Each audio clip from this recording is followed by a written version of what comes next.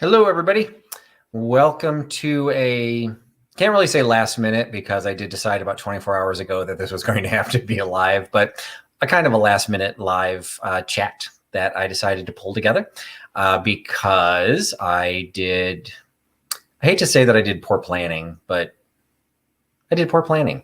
I meant to have a video premiere this evening and I finished recording it last night. So I did at least get that far. But I didn't edit it. So it's going to go up at some point. Most likely it'll be next Sunday's live or next Sunday's premiere video. I'm trying to do something on Sundays and also something on Tuesdays.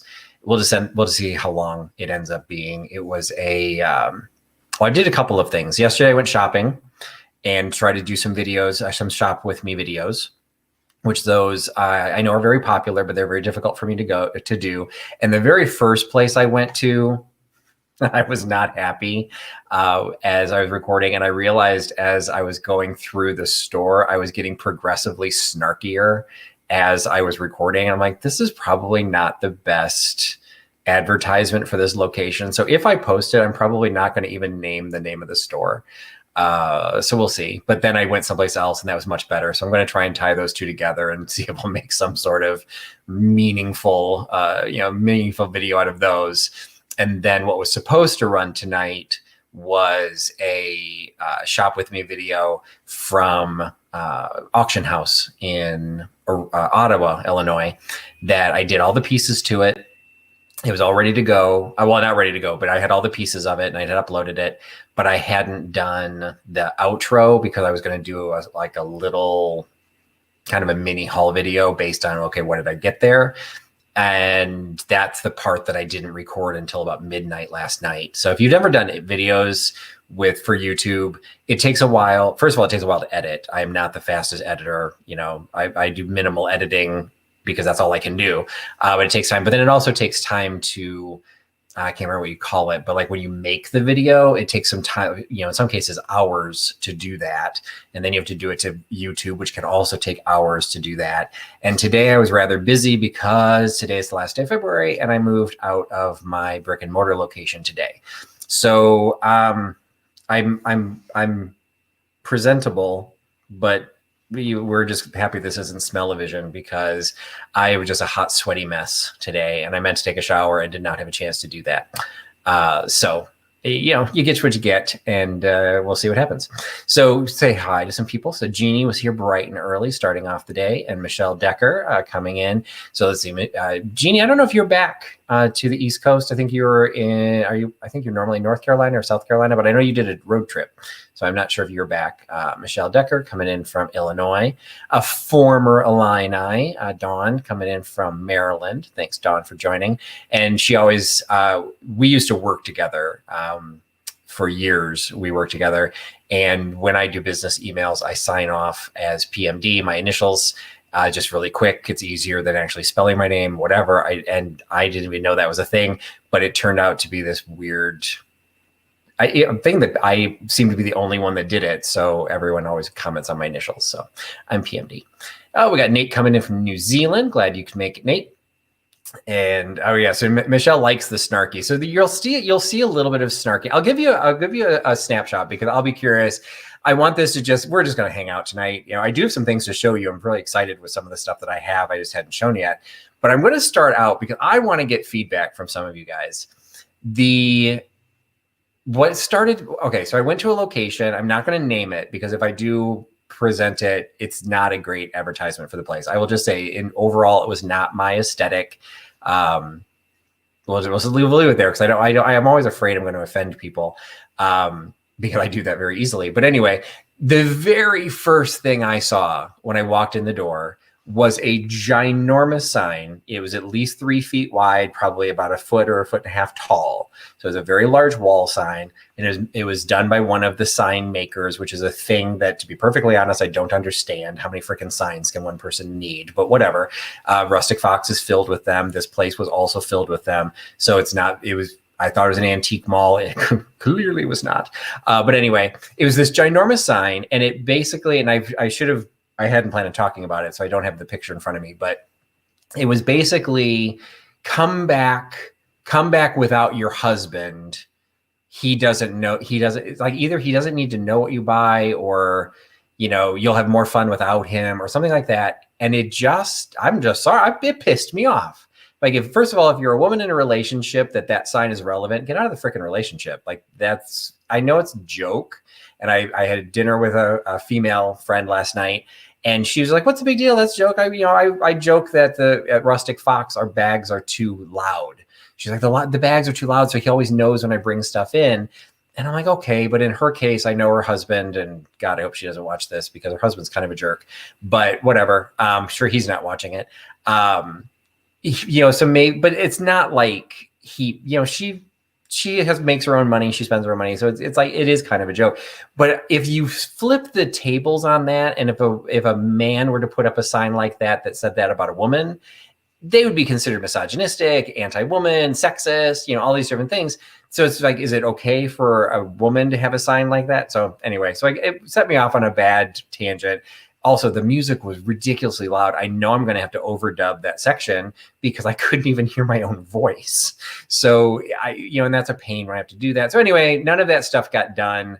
So I realized this morning I was going to be spending pretty much as I did. I spent almost the entire day at the Rustic Fox trying to do what I thought I could do in one trip. Took like 7, but you know, I spent the entire day doing it. I just knew I wasn't going to be able to edit.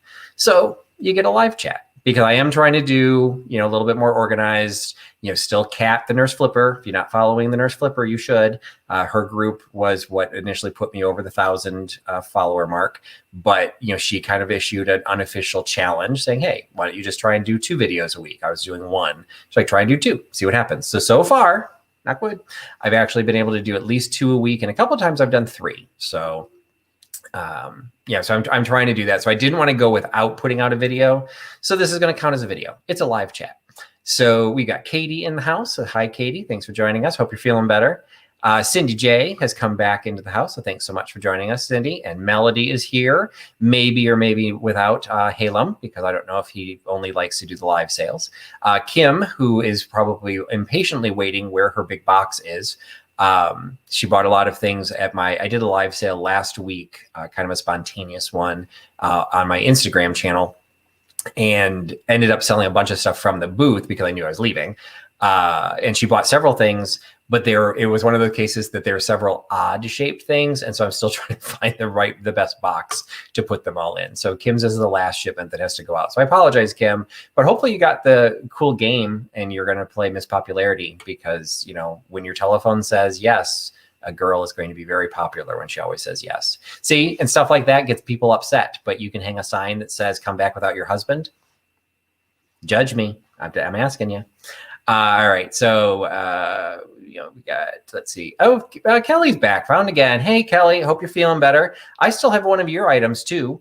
Didn't want to burden you with it, you know, when you were having your health issues, but just say the word. I'll be happy to deliver it to you as I originally had promised.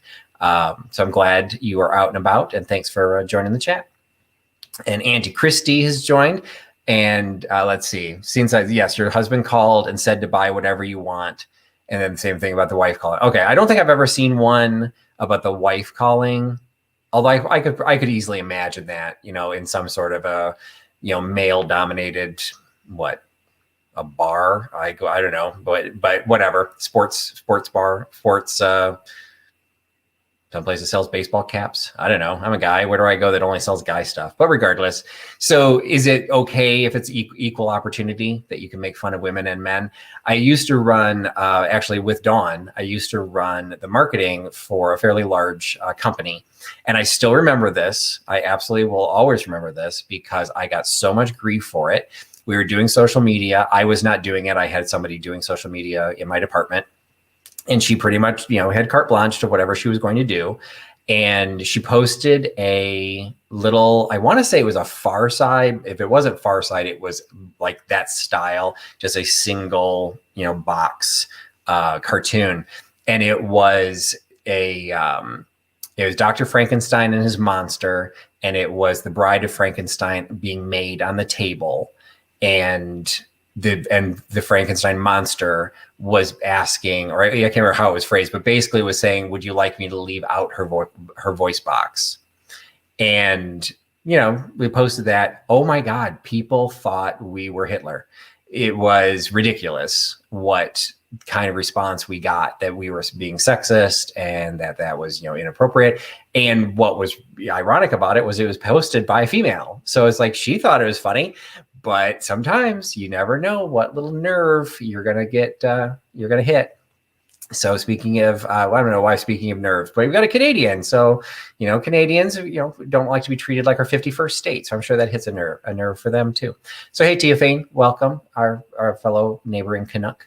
And I didn't know if I said hello, but hi to Auntie Christie. And I still would like to hear the backstory, why you went from Auntie Christie back to Auntie K, back to Auntie Christie. I have a feeling it was because people couldn't spell Christie. So I thought that's why you went to K, but now it's back. So I'm curious.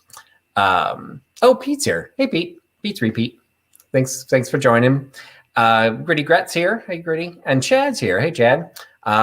Thanks for your last order. He was new to the live sale last week, and he picked something up. So hopefully I'm going to get that out to him soon. So appreciate you joining. And Gritty Gret had also, and she picked up, she was pretty happy with her mystery box. So, and she actually let me know that. And I thought that was nice, because sometimes you don't know. When you send out a mystery box, you think they're going to enjoy it, but sometimes they don't. So let's see, what's Teofane saying? My mother had one of those. Wife, yes, I always wanted to hit her with it. Oh, okay. That'd be fun. I could actually envision that conversation. So, you never know. So anyway, we're just going to hang out. Probably won't be very long. Drifter Thrifters, I think you might be new. So welcome. Glad you found us on a just kind of hanging out night.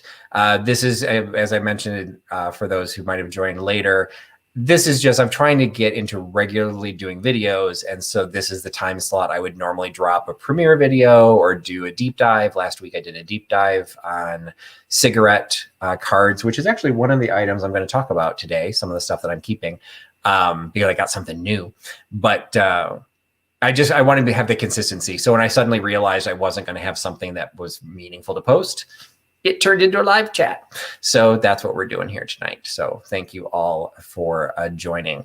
So I will throw out that first item. I'll go ahead and start. I mentioned this, I think, when I did the live chat with, oh, so where's the Drifter Thrifters coming in from? Did I miss that? So it's already Monday morning here. So are we on the same side of the globe as Nate? I never remember when it is for Nate either. So did Drifter Thrifters mention where they're coming in from? Kind of scrolling to see if I can find it. That's fun. So yeah, so then even Nate's saying you must be an Aussie. So Nate's in New Zealand. So we'll figure out where the Drifter Thrifters are. That's a fun logo. I'm trying to figure out what that is. It's question marks over a... What is that over? I can't enlarge it larger because of all the tools. I can't see it as large as I should. So I'm not sure what that's over. Anyway, this is one of the items. So I did mention this when I did the deep dive because, so yes, Drifter Thrifters is an Aussie. Oh, wait, no. Yes, I'm a Nate too. I'm a Nate. So does that mean you're a New Zealander? There are 2 New Zealanders. Wow, my percentage of New Zealand's population is like suddenly doubled, literally. Or you're an Aussie. Again, trying to keep track. Anyway, I mentioned this in the video because what I had found in some of the things that we were covering are these cool shaped binder sleeves, and I don't know why, but I literally feel that the shape of the sleeve is cool. It's not like a big old photo album, the tall ones that hold the baseball cards. And the sleeve itself has the individual slots, so it can actually hold the smaller size of the cigarette cards.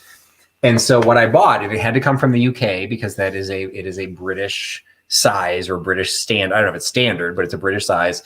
It was a Glen 2 ring or a Glen C ring. I can't remember how they said it, but we got the binder and the uber cool sleeve that it goes into.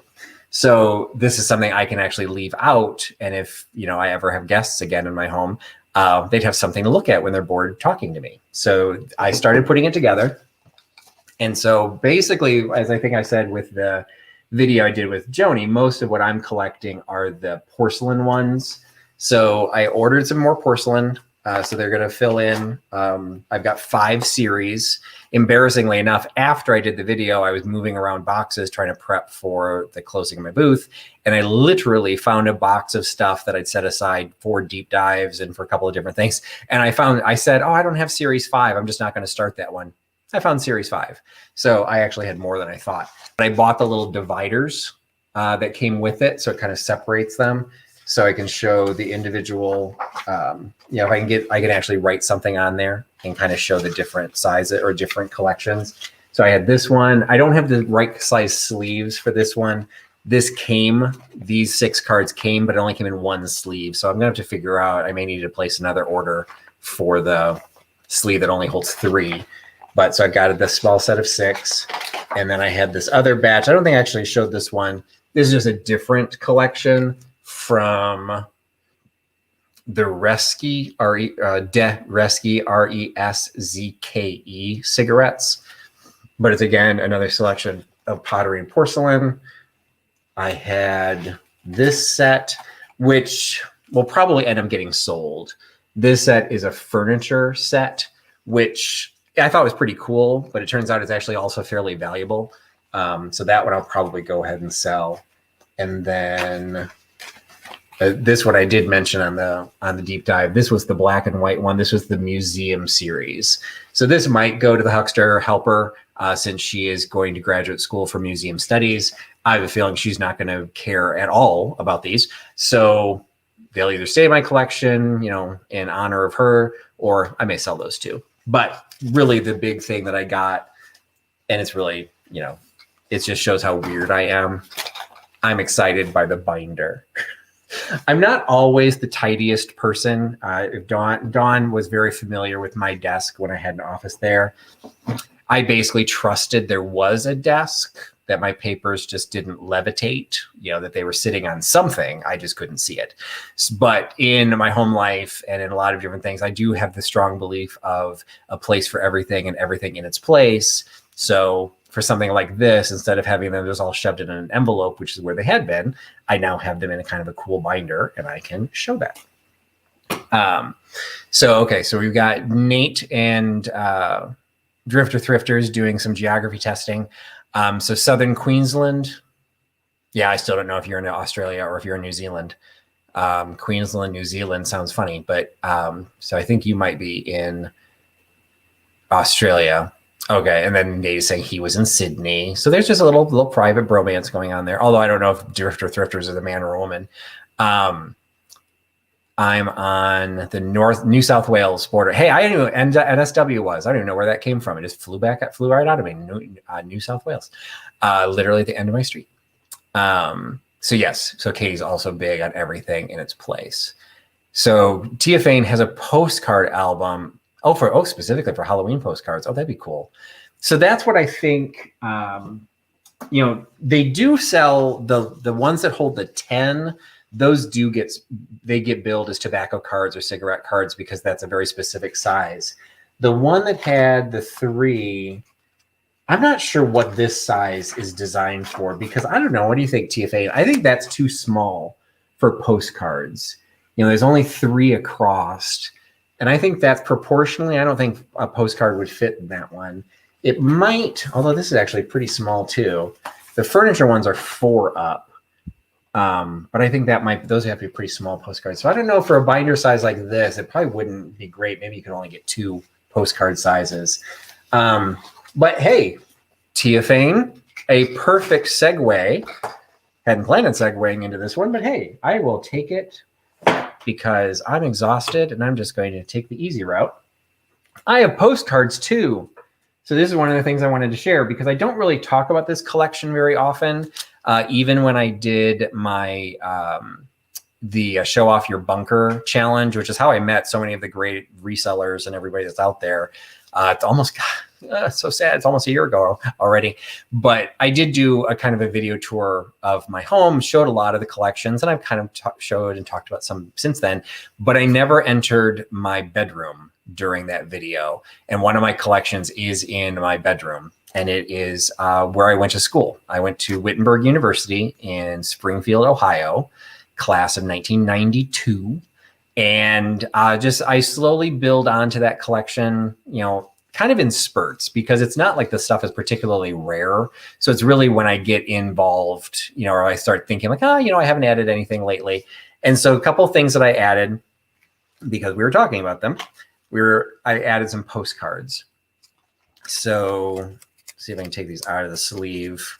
None of these are going to be particularly valuable. So they all have sleeves, but I'm not going to get too hung up on touching them because they're not like super rare.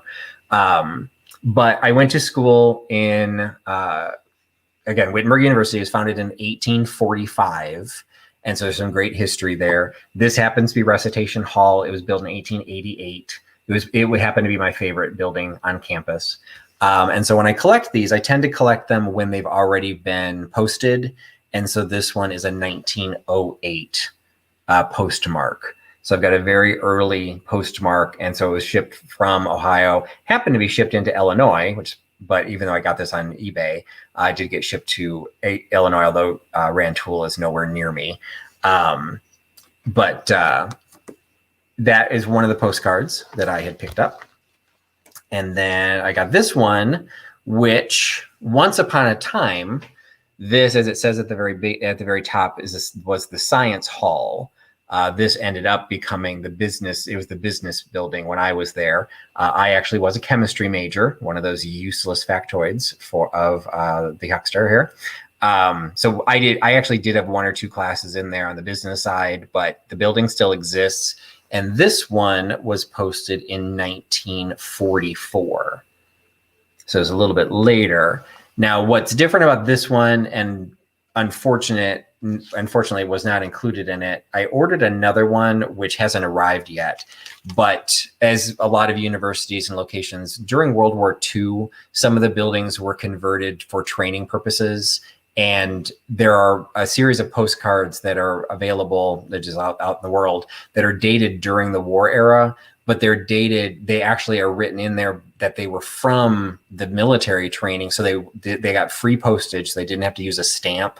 And sometimes what they're talking about is the military training taking place on campus. So I find those kind of interesting. They're not as old. I prefer the oldest ones, but this one is an interwar postcard, but it doesn't have the cool war stuff on it. So I have a smaller collection of postcards of asylums and poorhouses. Sounds like a weird card to send as a souvenir. Okay, but that would be fascinating. I will have to say, I hope someone, if like the poorhouse didn't have a gift shop or the asylum didn't have a gift shop. My useless, it's not even a factoid, but just one of the things I found interesting. I used to sell, and I think I showed it when I did my Christmas decorations. I have a Christmas ornament that I picked up at the CIA because I used to sell to the military, and I sold to the CIA, and I had a meeting there. And as I'm leaving, they're like, "Do you want to visit the gift shop?" I'm like, "I'm sorry, what?" The CIA has its own gift shop in the building because everyone that visits the building wants to take something about their visit to the CIA. And I did. I bought a Christmas ornament. So yes, I can't imagine. Sometimes I think the postcards are of the city and like maybe prominent buildings, but it's kind of like, hey, look how many poor people we have, and how many crazy people we have. Here's a great building. So that's fun. Chicago Lady must be here. So hi, Chicago Lady. I missed you joining in. Kim saying she loves old postcards. And it's one of those cases, like I said, I've never really built a postcard collection per se, other than for Wittenberg, because it's a very specific location. So Drifter Thrillers, a football match tucked into a book in a tiny town. Oh, with racist advertising. Those get interesting because there definitely is a market for it, and I don't know how Australia handles it, but it's, people rightfully can be very sensitive to it. Actually, in my live sale, I sold something with a Confederate cap to it, And I was nervous about what comments were going to come, because there were people, I don't think anyone ever said that they were offended, but there were many people that were saying, well, why would you be offended? And that in and of itself can be offensive to someone who is offended by something.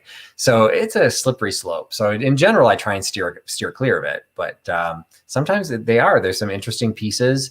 And if you're a collector of football programs, you're not buying it because of the ad. Sometimes that racist ad can make it more valuable, which is kind of a sad state of the world, but it is what it is. So it looks, so obviously you're on here. So Drifter Thrifters must be doing videos as well. So Katie has committed to subbing to Drifter Thrifters. So everyone should go ahead and sub to Drifter Thrifters. I've never seen their content, but hey, they're Aussie, so they must be good. Because that's the land of koala bears, or as Melody told me, koala marsupials. So the one of my silent postcards were actually sent by a guest. Yikers. Well, I guess that's probably good. That means that they were allowed to actually communicate. It'd be scary if nope, not letting any letters leave because we don't want people talking about what happens in here.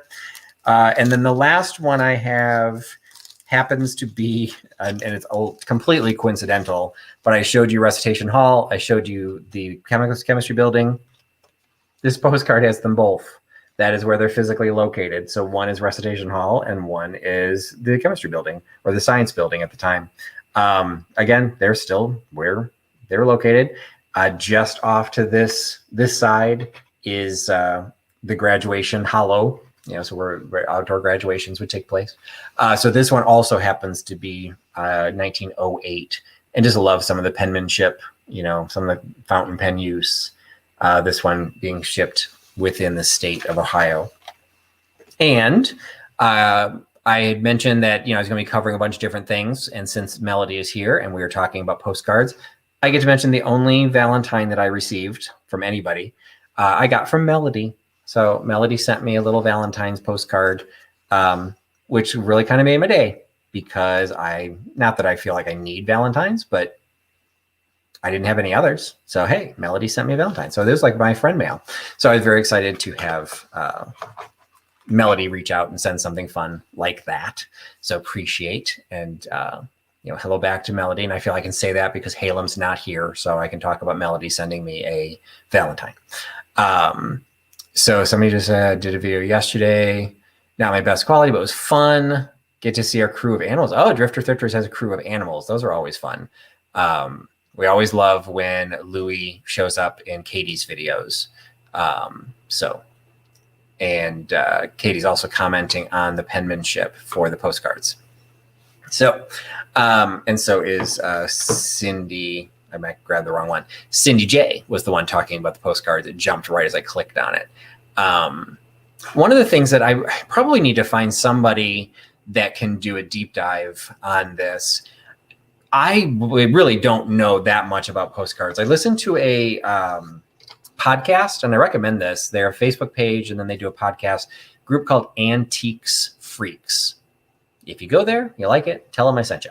But they primarily do a podcast, and they basically do a series of deep dives. Like they just have a video every week or two. They'll pick a specific topic, and they actually did one on postcards, and I learned quite a bit, and learned things that I didn't even realize were things. Like I didn't realize was something that you track. So like one of them is this has the divided center, like the line down the middle. Evidently that was not always a real thing. So the ones that I have all are divided down the middle, and two of them are dated 1908. So I guess the non-divided ones are older, but there's something called Real Photograph Postcard, RPPC. And I've seen them listed. I know that they go for much more money, but I don't know if I've ever held one myself. So I don't know what an RPPC looks like, or how it's an RPPC to know that, oh, okay, so this card is like $1 and this card is $100. So I probably need, that's how I pick a lot of my deep dive subjects. So I'm like, hey, I want to learn more about this. And then I find somebody to do a deep dive. So I probably need to do that. So Drifter Thrifters is saying that they have bigger animals. Oh, okay. So Louis will be threatened. But but that's fun. They're in Australia, so the largest island in the world, I think. I really can't really test my knowledge of Australia all that much. I have been there. I've been to Melbourne. It was not for the company that I worked with, Dawn. It was the company before that. Set up an office down there. I was there for 3 weeks, and that was the trip that I came back.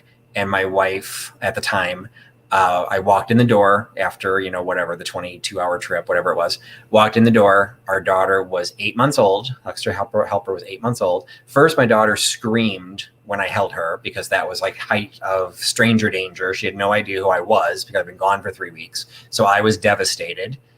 My wife laughed. So that should give you an indication of our relationship. But she then said, okay, I know you're exhausted. You've been traveling for a long time, so I'll let you go to bed. But when you wake up, we need to talk.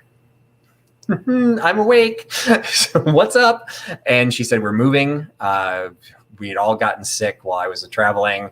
And she's like, we are moving and we need to move closer to my parents. So we had to move closer to her parents, my in-laws. So that all happened during my trip to Australia. So I saw Melbourne. I saw a cockatiel. What are the big white ones? What was Fred at Beretta? I think it was cockatoo. I saw a cockatoo in the wild. I thought somebody's pet had escaped. I had no concept that they just kind of fly around. And that was the first time I used a all-in-one washer dryer because I was in an extended hotel. And I also discovered scones, crumpets, which I enjoyed quite immensely with honey.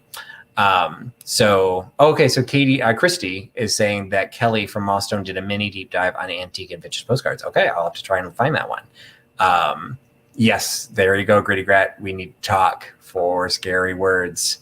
Back then, I didn't want a divorce. Later, I was the one saying we need to talk. So, things change. So Katie's saying that was a good one. So that's good because I know that there are ways to know, but again, because I'm not trying to collect postcards per se, who knows? I could be selling postcards. I sell them based on what I bought them for. So I usually buy them super cheap. So I sell them super cheap. I may be selling something really good. I have no idea. So probably should learn that. So I have to check that out. So a cockatoo. So the all white ones are the cockatoos. And so I just remember sitting outside on the patio at the hotel, and there was just a cockatoo sitting on somebody else's, the balcony, the little railing of the balcony. And I'm like, oh no, somebody's pet. How do you deal with that? And then I realized that I saw another one. I'm like, oh yeah, I guess they just kind of grow wild here. It's welcome to another country.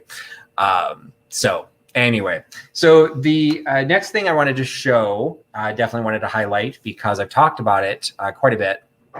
And so I wanted to showcase is I have been building my glass collection. So this is something I am doing a deep dive on. I drove up to Wisconsin. I picked up several pieces that I built, added to my glass flower frog collection. And I picked up a flower frog from the one and only Scott at the Old Curiosity Shop. It's the first thing I've ever bought from Scott. I was super excited. I really wanted what he had, period, because he'll sell to anybody. But I'm not in the habit of just buying things for the sake of buying them because I want something from Scott. But Scott is super knowledgeable. He's definitely one of my heroes for educational purposes. Anytime I watch his videos, he's always sharing something that I learned, including the piece that I bought. So all of these pieces, I'm like, suddenly I don't want to break them because they're mine. So this is a flower frog. It's a 2-piece flower frog. So the frog itself is in the bottom. This would sit in a large glass bowl of the same color. This one did not come with the bowl, but I can find a bowl and it'll match it. But they are a pair of lovebirds. And he was saying that these were Walter and Sona is the company. And I'd heard of Walter and Sona because they do some really nice German glass.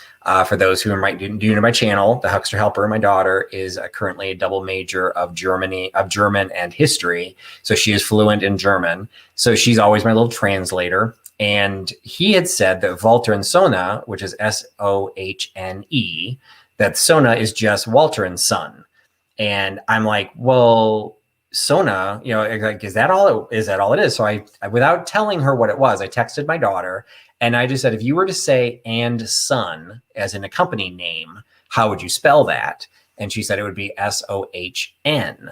And I said, oh, okay. So if it's got an E on the end, does that mean it's like a name? Which is what I'd always assumed. It was like Walter and Jones or something like that. It was like it was two names. And she's like, oh, no. She's like, about 75 years ago, they decided that they didn't want to do the spelling based on the dative case. So she's like, if you've got an E on the end, that's just a really old spelling. I'm like, oh, well, it is a 19th century company. So they were spelling it SOHNE, which is Walter and Son. So it's a stupid, silly thing. I don't speak German. My daughter does. I do not feel threatened by that in any way. But it's like when I can learn things indirectly, because there's no reason for me to actually need to know that. I'm like, oh, hey, I learned something about German. So anyway, so this is two lovebirds on kind of a rock base. And this is something that I've been building this collection over time. When I started, I was primarily building collections just of the frogs. I wasn't dealing with the bowls, because if you looked at my, if you've looked at any of the videos that I've talked about, it's sitting on a little ledge, and the ledge is only 5 inches deep. So a bowl is not going to fit. So yeah, it was functionally, they tended to be a little bit less expensive because they're not technically complete. But for me, it's perfect. But then as I've started changing things around, and I'm very much I will grow things in quality as opposed to quantity. So I've got a space that I need to fill. So I'll just continue building that space, and I move things around. And I discovered I have some areas that could take the bowls. So I also ended up doing this trip to Wisconsin, and it makes me nervous to pick up some of these, but I will try and do so in a way. So this is one of them. This one, unfortunately, I was trying to find the notes on it. I need to go back to the person I bought this from, because they originally were at eBay listings, but technically I didn't buy it off of eBay. Shh, don't tell anybody. So I thought I'd be able to go in and look at the sold listings. Well, of course, I didn't buy it through eBay. So she deleted the listing. So all the notes for what this was, I don't have access to anymore. So I need to get them from her.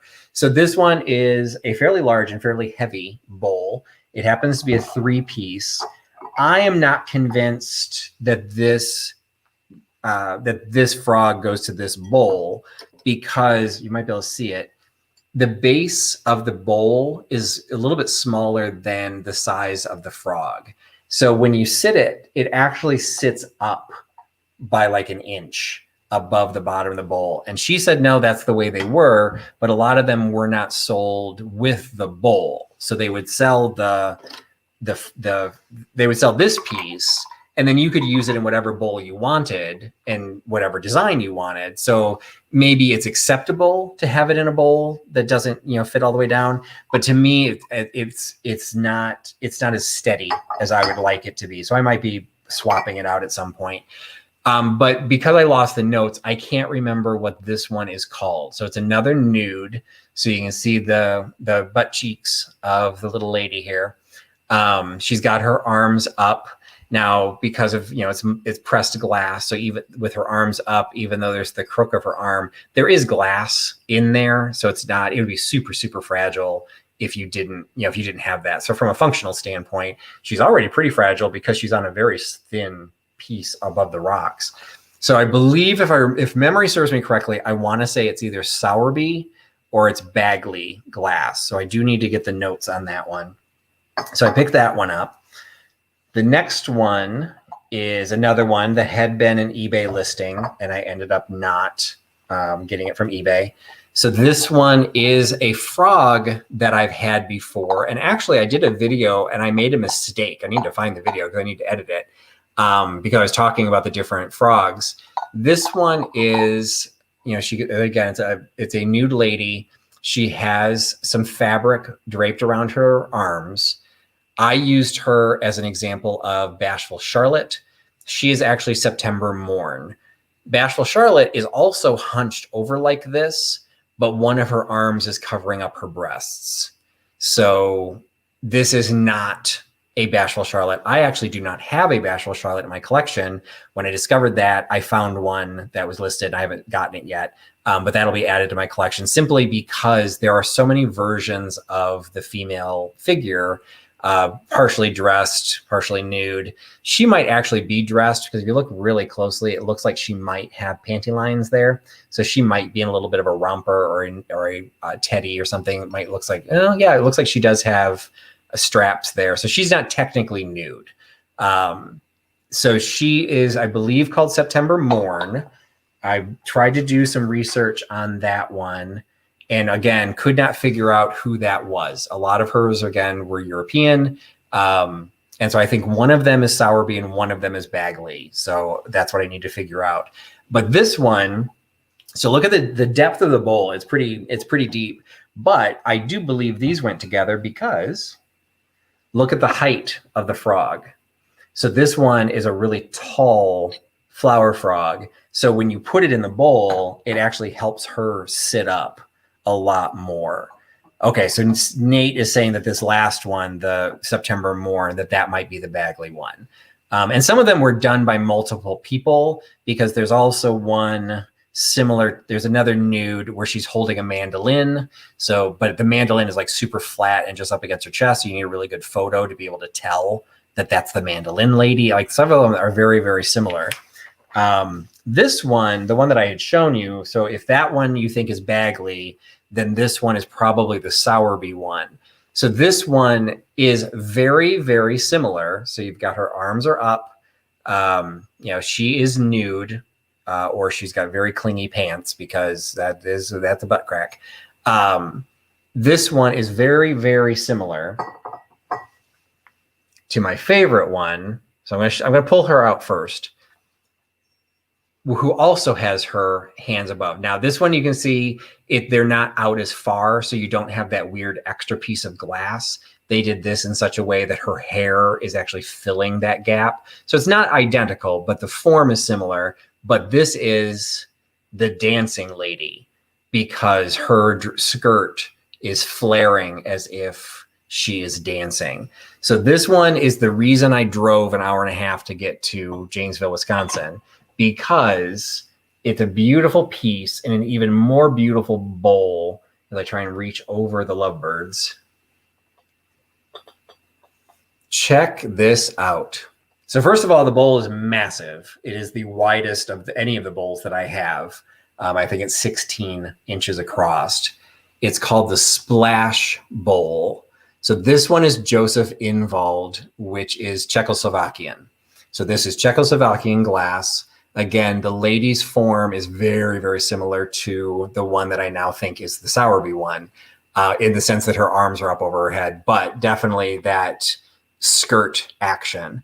So that one is designed in such a, like, same thing. You bought it without the bowl. So this one is in the Splash Bowl and it's in perfect condition. All of these little glass balls that are attached on that are made into the ends are all in absolutely perfect condition. There's no repairs or anything. You can kind of see the way they were stretched into position. It's a molded glass piece. I love this. And this is what made the drive worthwhile. So that one was a gorgeous piece, but there's a book. I've got a couple of books. Unfortunately, a lot of these pieces are not in them because a lot of the books that get made focus on the American glass. And, don't take away my passport, but, America's not the only company in the world. And some other companies make some pretty awesome glass.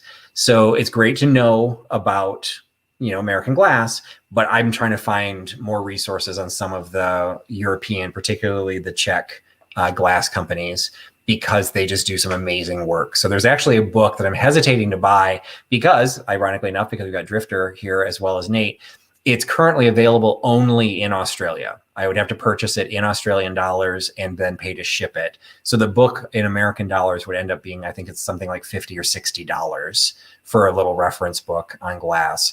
But it focuses a lot more on the European glass as opposed to the American. So it's one of those, do I bite the bullet and do I get it? So for Monday, so Drifter's making a joke about it being Monday already. And yeah, so it is kind of like an expanded candlewick pattern with those individual balls into the edge. And so I really need to kind of figure out how they're made, because since they're pressed glass, it's like, I'm thinking if it was blown glass, you would actually pull that and like make it, and there's kind of like a little ripple, like it was pulled, but this is pressed, so it was molded in like that. And the fact that those have all survived since the 30s, like all of these pieces are from the 30s, that I just, they're beautiful. And I do like, the pinks, the ambers. I even have some clears. Uranium glass is super popular. I do have one piece of uranium glass. It's not my favorite, but the Huckster helper and my daughter gave it to me, so it's special because of that. But with what I'm doing for my decor, the green doesn't, it kind of stands out a little bit more. So it's one of those cases that I do kind of like this color tone. So it was nice to be able to add the pink, because some of these colors don't come up that often. Amber is relatively common, but like if you compare the two, even the lovebirds against the amber, like this by itself, I'm like, oh, that kind of looks amber, but this one's amber, so this one's really more of a rose color, because then you say, okay, well, no, that's pink, but then you hold it up against September Morn, and this is obviously pink, so this one has like, it looks more amber next to the pink. So staying in those color families, kind of liking that. And so drifters, yes, the ruby glass. I don't think no, I don't have any red. I don't know if they were made in those colors. I have some red swung glass, so 30 years later. But for the frogs, I don't know if I've got any that are true red. I do one blue, which I don't particularly care for, because again, it kind of jumps out against the others. Several clear, but yeah, I'm liking the birds too. So that was definitely, I saw it. Well, what was funny, because I have it set up as an auto alert. I knew that those birds were available. I'd already started following it. Then like the day or two later, I finally got a chance to watch the Scott's video. And I didn't even realize that it was his listing. I just saw it was the lovebirds. I saw the starting price of the auction, and I didn't bid on it right away. I just, put it as a favorite to follow. And then I saw it was his. So he talked a little bit more about it. He takes great pictures. He does really good information in his listings too. So it wasn't necessarily anything new, but it was cool to see him talk about it. And he loves that era of glass too. He's more of the uranium glass, and his a lot more of the utilitarian glassware, where mine purely decorative. Who needs, when's the last time I had flowers? I do not need a flower frog, but they look super cool. And Sheila, I've actually have sold a couple. Well, you bought them. What am I saying? So, you bought a couple of my swung glass. I sold the rest of it from my booth. There is one piece that I'm considering buying. It's actually somebody, they're traveling right now. I want to trade something out of my booth for actually a ruby red swung glass piece. And if I do that, I'm going to have to retire something out of my collection. But I no longer have the blue, Sheila. I know that's what you're looking for, but I will probably, the next one I'll probably pull is going to be green. And I will end up selling that. So yes, I will be selling more, because again, all of my swung glass fits on one ledge. I have a Palladian window with a big arch, and I've got one ledge that's about 5 inches deep. And the biggest piece I've got on there is one of the big bittersweet floor vases that barely fits. For the rest of them, I won't be able to put much more in there. So when I get a piece that I like better, or has like a more interesting swung, like I've got a couple 5-finger vases I'll probably get rid of at some point, because they're not technically swung glass vases the same way. But it's again, quality over quantity. So I always want to have what's best for me. So you must not have a booth in Australia. I just shut down my booth because with COVID on top of everything else, it was difficult. I need to be in a better location. So the store does wonderfully well. Like, people are going through there. It's just they weren't necessarily going for what I'm selling. So I just have to find somebody that fits a little bit, because I do like having a booth, because several of the items that were there were items I didn't want to ship. So there were several pieces that went to Goodwill, because even though they were perfectly fine, I'm like, you know what? I don't want to deal with this. I've had it for long enough. It didn't sell. I could try and bring it into a live sale, but the idea of shipping that, I just didn't want to do it. And it wasn't worth enough to put onto Etsy. So I just, somebody at Goodwill is going to have a really good day. They're going to find a lot of good stuff. As I was packing, there were a couple of larger items I thought I was going to keep. And then I was literally just it was just taking time. I'm walking through the mall looking for the other vendors, like, hey, want this? Here you go. Literally giving them things. I'm like, if you want it, if you sell it and you make good money out of it, throw me a couple bucks later. But for now, I don't want it. Like one item was a Pier 1, little like 3-piece.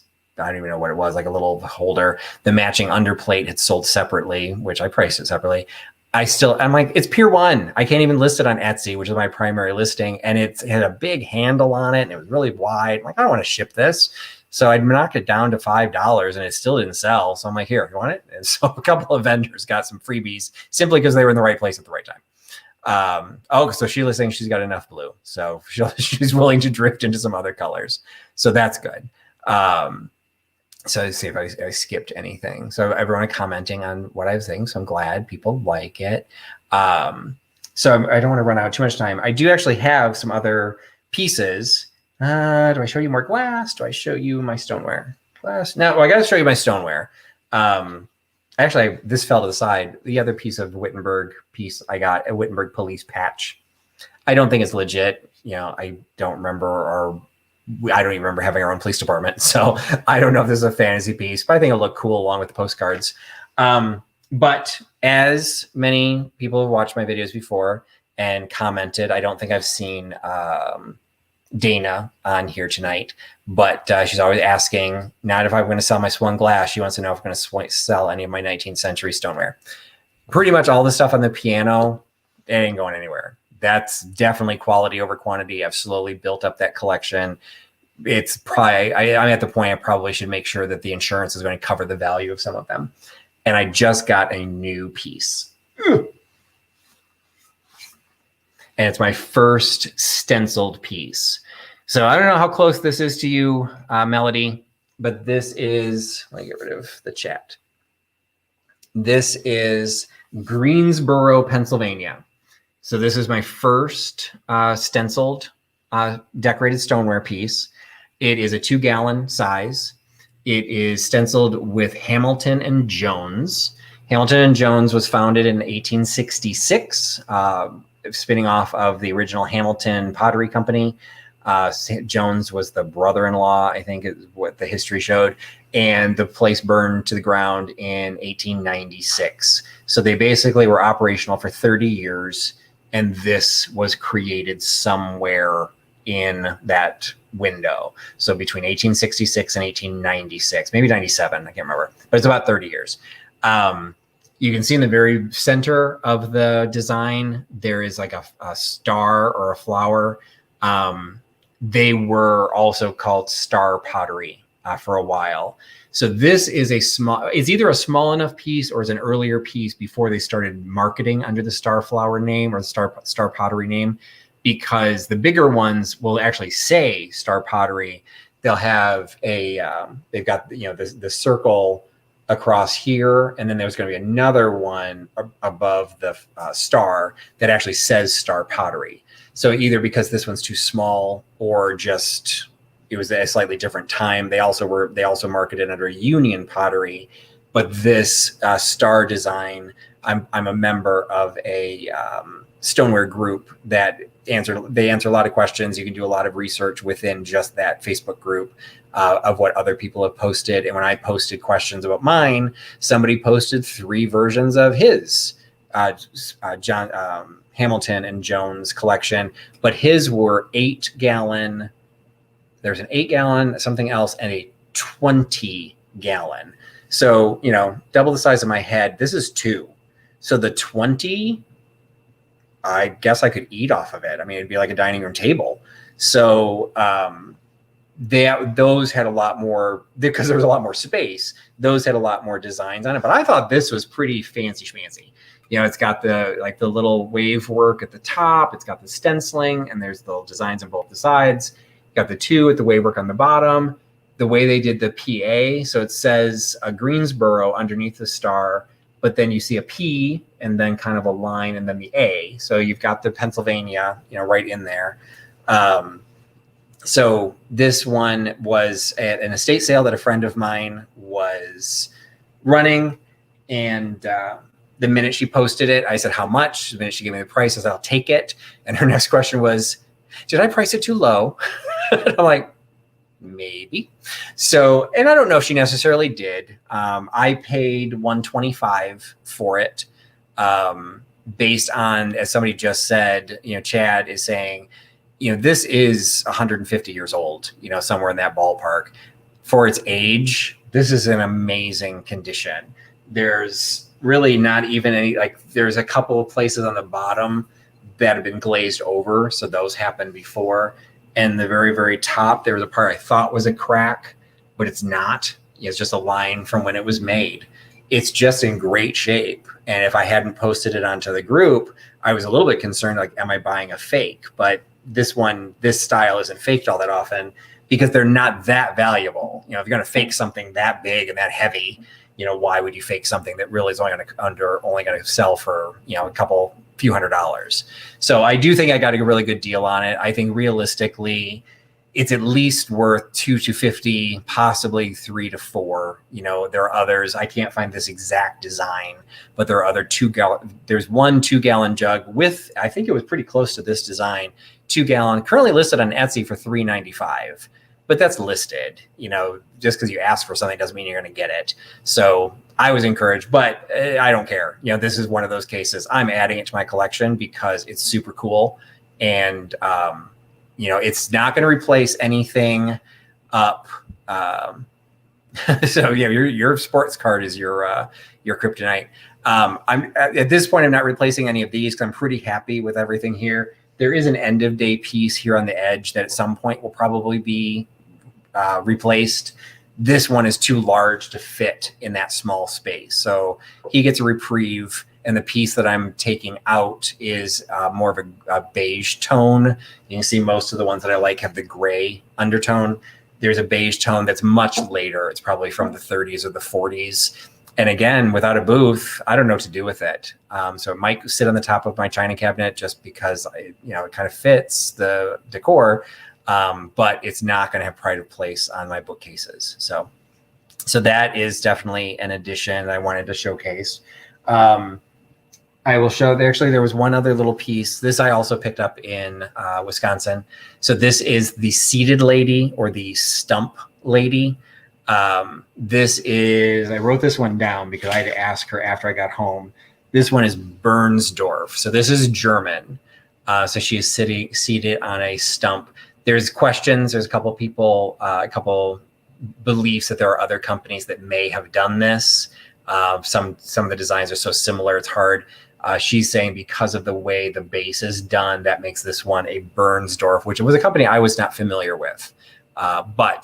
So she's not nude. She does have a skirt. You can see the skirt is draped across the stump, but her feet are not touching the ground. So this is a seated woman, or the stump lady, which is the far less attractive name.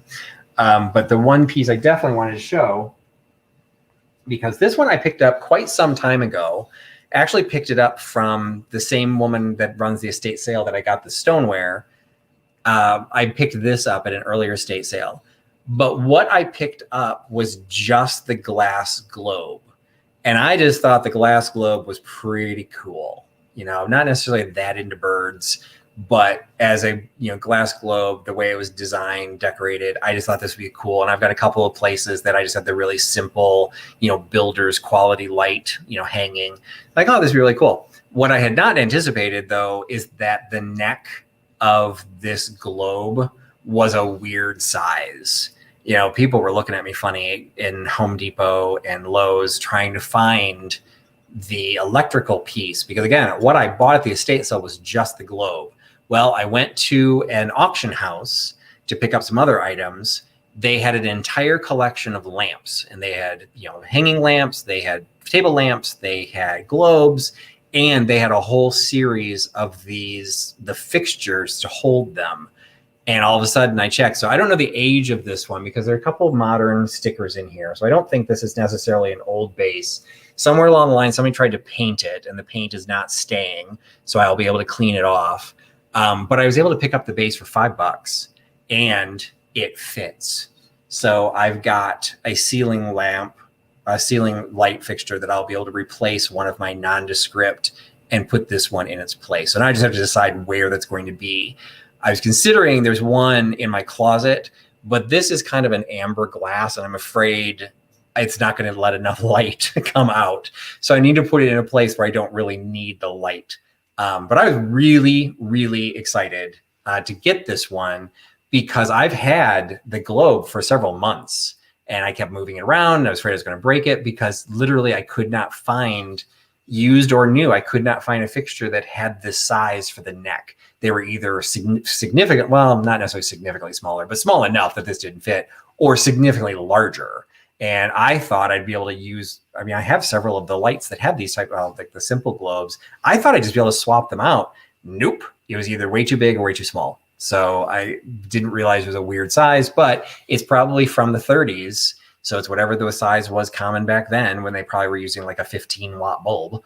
So I'm thrilled I've got it, and definitely keeping that one.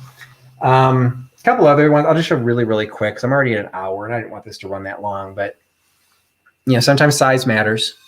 So I picked this one up at one of my favorite thrift stores. It is tall. It is 24 inches tall.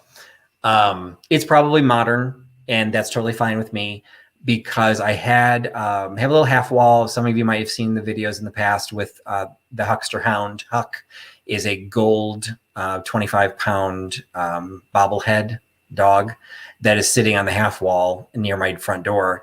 He takes up like a little more than half of the wall, or of the pony wall, but there's this weird space behind him, and I couldn't find anything that would fit. This looks perfect. And it sits, the wall behind it is burgundy. So this kind of has a gold tone to it, along with some of the burgundy undertones. It looks great just standing, hovering, looming over Huck, the Huckster Hound. So, and I think it was $5. So it was just one of those cases that I didn't care. It was modern. It fit the space, and it was the right price, definitely. One of the videos that I'll post within the next week or two is at that auction house.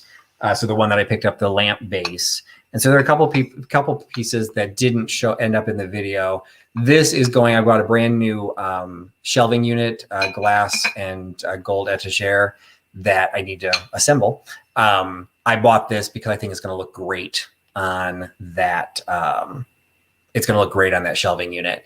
So this one I actually picked up specifically for myself, and I had not videotaped finding it because it wasn't particularly interesting. It was just perfect for me. I did videotape this one, so I'll just show it really quick.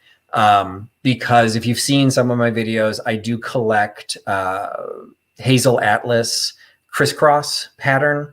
This is Anchor Hocking Manhattan pattern, but they did this in the 30s to compete against crisscross, which was one of Hazel Atlas's most popular patterns.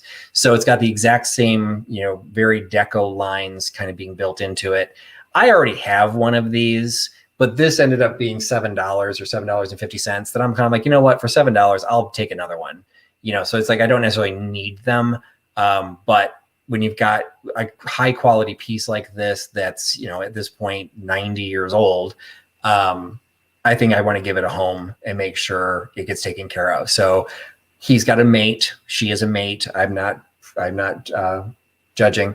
So they can live together in the closet, and maybe they'll reproduce little baby Manhattan trays. But so I did mention that in one of the videos, but I don't think I really didn't talk about it after that because I just said, oh, hey, look what I found. I'm just taking it. So that's kind of it. I'm at an hour. So Gritty Grats, drooling over my glass. Always like that. Yes, it. I don't think it would survive the microwave, but it definitely has that general aesthetic. It's a circle, so pretty much any circular glass plate would probably look like it's going to come out of your microwave. The handles are a good giveaway, though. Of course, you know what? Maybe handles on your microwave plates in Australia. Who am I to know? And so, yes, I will definitely be updating with some Instagram photos. I will take a picture of Huck for you, so you don't miss Huck. Huck used to every once in a while, Huck would make an appearance behind me, but I'm not kidding when I say Huck is 25 pounds. Like he is basically a chalkware statue that's about 2.5 feet long and about 1.5 feet tall. So he doesn't move around that often, but he sits at the base of the stairs. I pet him every time I go upstairs. Bobbles his head, bobs his head, because he is a ginormous bobblehead. So, and I used to have a basset hound, so it just reminds me of Bubba. So, let's see if I missed any other comments. Got a lot of smiley faces, so God knows what I said.